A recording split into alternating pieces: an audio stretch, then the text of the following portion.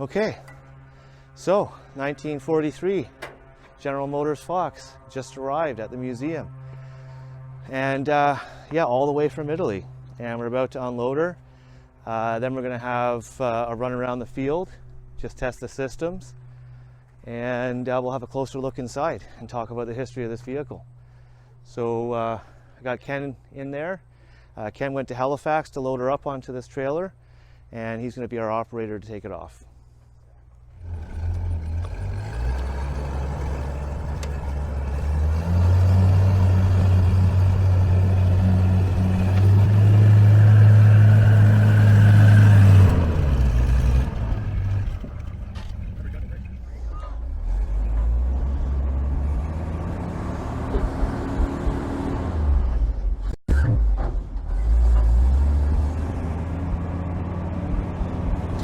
Clear left.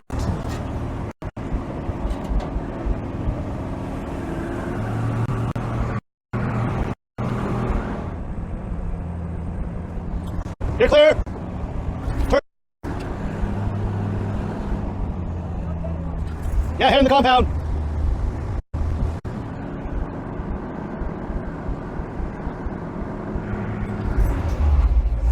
All right, driver, halt.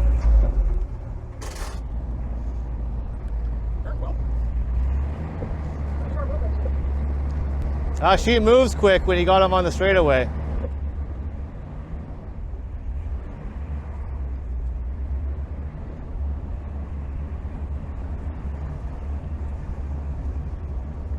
Lift it up. Ready? Left. The General Motors Fox Reconnaissance car.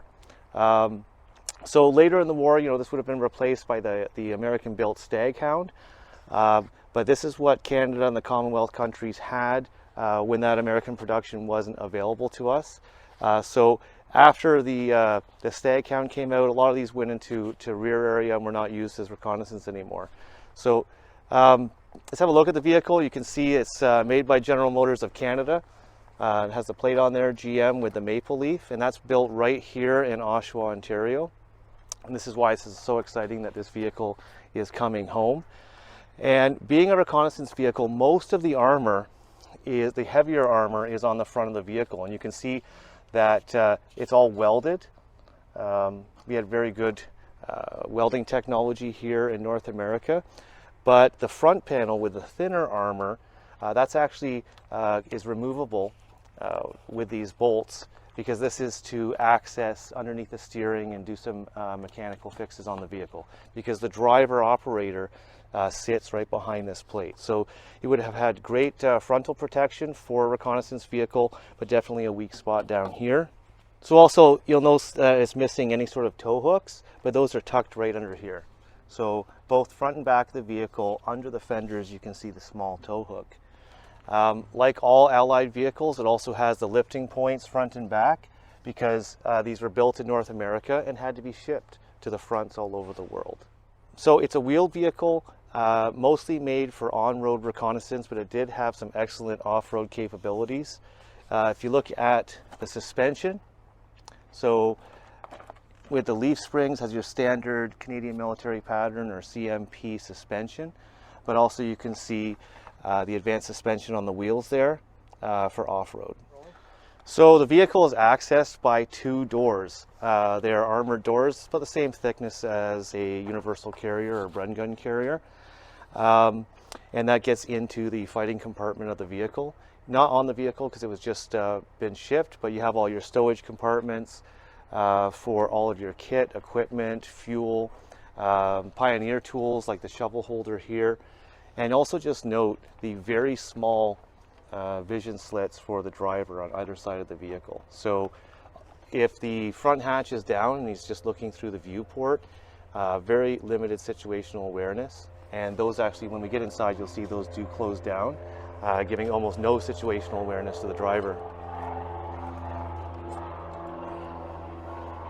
Okay, so we're going to get inside and have a look at the driver's compartment and the fighting compartment. Just a quick look. Here on the door you can see that there is a space for a fire extinguisher and some documentation. Also interesting, there's an early fire suppression system here. So under here would actually be a pole that would set off the internal fire suppression system. We see that a lot on more modern vehicles. So let's have a look inside.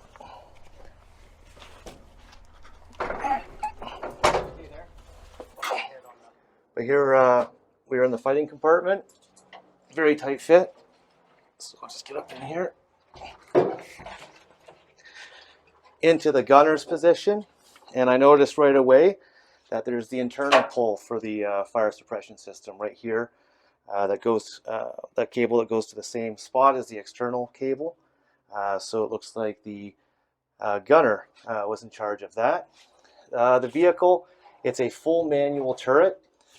Here's the manual traverse, and I'm not going to traverse because I'll take out Cranky, who's filming this. Cameraman and take a spill. That's right. It's the shoulder mount. This is main armament was a 50 caliber machine gun and a 30 caliber machine gun. We'll have those mounted for presentation. And also, because it doesn't have the weapon systems on it right now, there's no counterweight. So it's the mantlet is sort of sitting on the front of the vehicle. Sight is still operational. And you'll see here there's the pistol ports. So we open those up. I joked with Ken that it was the air conditioning unit because it's a hot August day and it was pretty warm in here when we were moving the vehicle. So we can open up the pistol ports, one both for the gunner and one also for the crew commander. Okay, so I'm here in the crew commander's seat. Very small. Lots of stowage for ammunition and other kit. You can see the number 19 set behind. So the crew commander in this vehicle is also the radio operator. You can also see that he has a 360 sight. Top of the vehicle. I was talking about the poor situational awareness when you're all hunkered down. Notice that the two hatches on top, those are split hatches. So when they open, it's kind of two pieces that fold over like this and then lock into place. Some pretty thin armor. It's still going to give the crew some protection from small arms and shrapnel, stuff like that. But other than that, the commander doesn't have a lot of viewports or situational awareness, and pretty comfy. Once again, it's a manual traverse only, and that was actually one of the problems with the vehicle, having the two machine guns and only having the manual traverse. Some of the infield complaints were that it was difficult to get them on target when they did get into trouble. So the electrical switches that you see here and one down here, those are just for different interior lights. So if they're operating in darkness, they do have their map lights. And conveniently down here on the commander's side, there is another crew door, but this is actually an escape hatch door because you can see the spare tire is on the other side. So once opened, you're not going to get this closed with the weight of that tire on that door. So now down into the driver's compartment. You see the driver has to come through the fighting compartment to get into his position. It has the fold down rear of the seat. This is interesting because this vehicle was built on a CMP chassis. You can see the standard CMP truck cluster there with all the same operations, the same standard steering wheel, and many components that would be familiar on a Canadian military pattern vehicle. Here, obviously, it's missing part of the battery tray. We're going to have to get that rectified with a master power switch down here, power on the cluster, and then a push start. One funny thing is when we did get it off the truck, well, you didn't actually see it roll off the truck, is it wouldn't start. And we had to use the good old bash the starter with a piece of wood trick. So here you have the headrest for the driver. Right now it's open hatch, so he has fairly good view out front. And these are those side windows I was talking about. They can be locked closed or opened. Not a great view. I don't think that they would have had glass. It doesn't look like there's any room for that, but we're going to research that. Now, here's the driver's compartment, and this is what makes this vehicle exceptionally unique, is if we look at the rear of the vehicle, there's another steering wheel. This vehicle, should the driver have been taken out, or should, in theory, the vehicle have to get out of a tight situation, that you could actually operate it and steer the wheels from the rear of the vehicle. Now, I mean, you'd be staring straight at the radio. This would have been definitely only for an emergency situation.